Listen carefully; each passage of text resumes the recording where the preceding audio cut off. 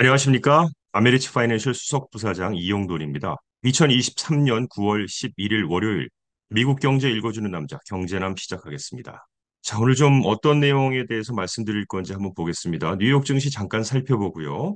행운의 15, 이거 아이폰 얘기입니다. 네, 그다음에 인스타카트가 공개 주식 발행이죠. IPO 하고요. 아파트 임대료에 대한 얘기도 잠깐 언급을 하겠고요. K2C라는 세이빙스 프로그램이 워킹을 한다 하는 얘기, 원 달러 환율 강달러가 지속할 것인지, 그다음에 기업 실적에 대해서 3분기는 순이익이 상향이 전망된다. 이 미국 기업들이요. 그다음에 고용 둔화가 지금 보이는 조짐이 있다. 이런 얘기 해서 오늘 쭉 함께 살펴보도록 하겠습니다.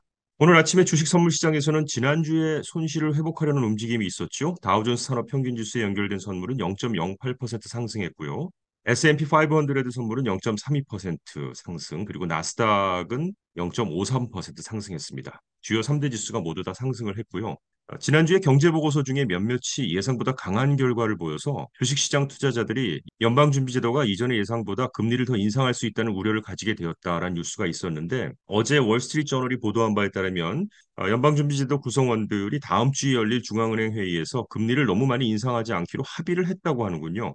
현재 선물 시장에서는 9월 20일 회의에서 페드가 금리를 유지할 확률을 93%로 평가하고 있습니다. 애플이 이번 주에 최신 아이폰 모델을 발표할 것으로 예상이 됩니다. 애플에 따르면 내일 런칭 이벤트를 개최를 하는데, 연말 결산에 앞서서 가장 중요한 시기가 되죠. 지금부터 크리스마스 전까지. 연간 매출 중에서 가장 큰 부분을 차지하는 이때에 발표를 하는 것인데, 만약에 애플이 이전 네이밍 패턴을 계속 유지한다면 이번에 나오는 전화기는 아이폰 15으로 나오게 될 텐데요. 그리고 그에 따라서 애플의 독점적인 라이트닝 포트를 대체하기 위한 USB-C 충전 포트를 발표할 것으로 예측하고 있습니다. 이게 무슨 말이냐면은 여러분들이 안드로이드의 스마트폰이나 최신 노트북이나 아이패드, 무선 헤드폰, 기타 여러 가지 기기가 이제 그냥 동일한 충전 포트를 사용하게 될 것을 의미하는 거죠. 이제는 C 타입으로 모두 다 동일하게 된다는 거죠. 애플은 이전에 또 새로운 운영 체제를 출시할 것이라고 밝혔는데, 새로운 오퍼레이팅 시스템을 출시한다고 밝힌 거죠.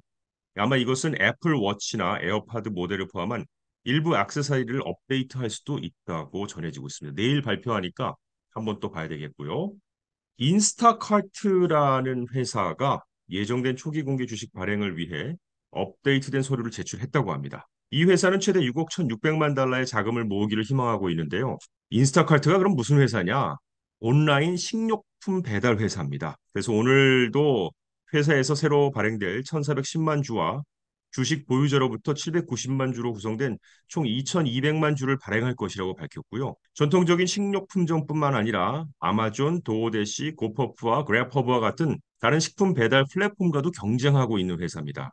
또한 인스타카트는 주식의 가격을 26달러에서 28달러 사이로 예상을 하고 있는데요. 아마 이 인스타카트의 IPO가 올해 가장 큰 IPO 중 하나가 될 것으로 보여지고 있습니다.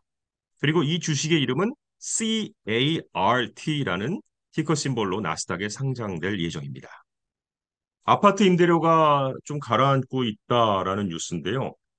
현재 임대료와 비교해서 떨어질 수도 있다라는데, 사실 이 미 전국적인 뉴스가 꼭 캘리포니아, 특히 서른 캘리포니아에 해당되는지는 모르겠습니다만 미 전체적인 얘기입니다. 부동산 기술 플랫폼인 리얼페이지에 따르면 8월의 임대료는 작년 같은 기간 대비 0.28%만 상승했습니다. 이게 무슨 얘기냐? 2022년 8월과 비교하면 연간 성장률이 11%였던 거는 너무나 큰 차이라는 거죠.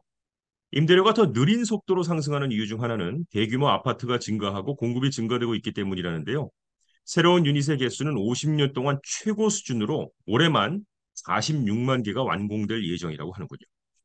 우리 같은 파이낸셜 어드바이저들, 이 가장 또 중요하게 생각하는 거, 우리의 잡 가운데 가장 중요하게 생각하는 게 저축의 중요성, 뭐 이런 걸 강조하는데요. 이거 보니까 in 2011, San Francisco began automatically opening a college savings account for every child entering kindergarten in the public school system. 즉 2011년에 샌프란시스코가 미국 내에서 처음으로 공립학교 첫 학년, 즉 킨더가든에 입학하는 모든 어린이를 위해 50달러의 대학 저축 계좌를 개설하면서 주목을 받았습니다.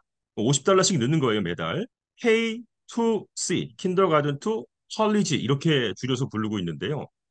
이 프로그램은 어린 나이부터 고등교육을 위한 저축을 촉진하기 위해 만들어졌다고 합니다.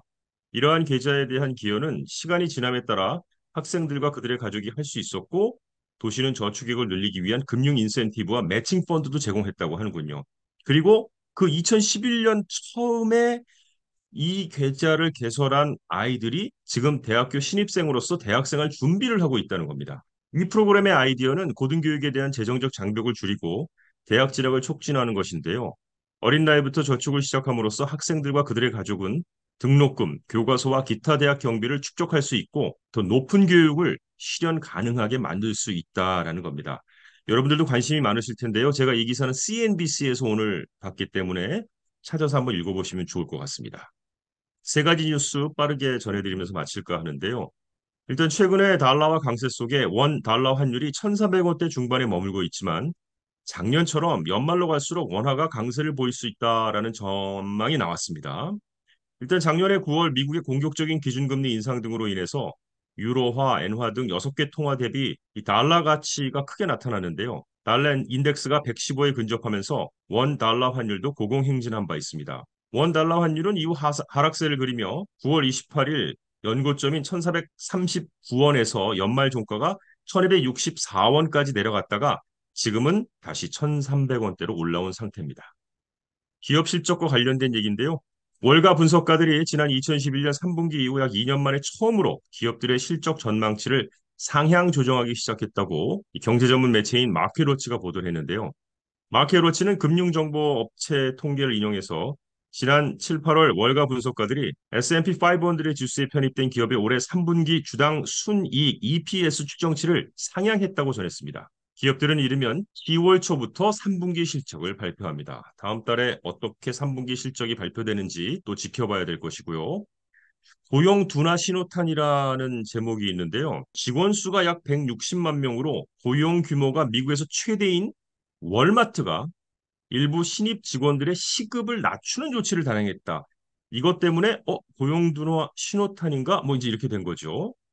코로나19 팬데믹 이후에 여타 기업들이 인력 구하기가 어려워서 임금을 올려주던 채용 행태와 다른 행보로 일선 경제 현장에서 인력 부족 현상이 해소되는 신호라는 관측이 나오고 있는데요. 근데 이제 이게 월마트가 발표를 어떻게 했냐면요. 기존의 계산원에게 시간당 15달러를 주고 신입 직원이라도 온라인 주문에 맞춰 물품을 담는 업무를 맡으면 16달러를 주고 뭐 이렇게 업무에 따라서 첫 시급에 차등을 뒀다는 거죠. 그런데 이렇게 첫 시급에 차등을 두다 보니까 부서를 옮기려고 하니까 이게 만만치가 않은 거예요. 그래서 아예 이를 없애고 신입 직원 모두 매장별 최저임금을 받도록 하면서 업무 유연성을 높였다는 게 월마트의 계산인데 업무 간 시급 차이가 사라져서 식품, 계산대, 온라인 주문 처리 등 각 업무의 직원들을 전환 배치할 수 있다라는 것인데요. 물론 그렇지만 어쨌든 실업률이 지금은 조금씩 상승하고 있고 임금을 둘러싼 근로자와 기업 간 힘겨루기는 시장 곳곳에서 진행 중인데 지난주에도 말씀드렸죠. 미국의 자동차 빅3가 지금 임금 협상을 진행 중인데 14일까지 타결되지 않을 경우 대규모 파업을 예고한 상태입니다. 네, 이상 경제 읽어주는 남자를 마치겠습니다. 고맙습니다.